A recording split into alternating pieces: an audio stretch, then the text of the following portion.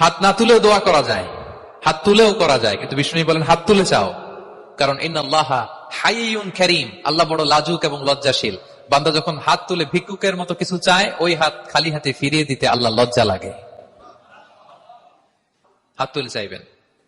দোয়াতে আল্লাহর নামগুলো ধরে ধরে ডাকুন, ইয়া আল্লাহ, ইয়া রহমান, ইয়া রহিম, ইয়া হাইয়ু, ইয়া কাইয়ুম বিরহমাতিকা আস্তাগীথ। আল্লাহ নাম ধরে ধরে চান, ওই দোয়া আল্লাহ কবুল করবেন। বিশ্বনবীর উপর দুরূদ পড়েন, যে বিশ্বনবীর উপর দুরূদ পড়ে না, ওই দোয়া আল্লাহর কাছে কবুল হয় না, এটা আকাশে পেন্ডিং থাকে।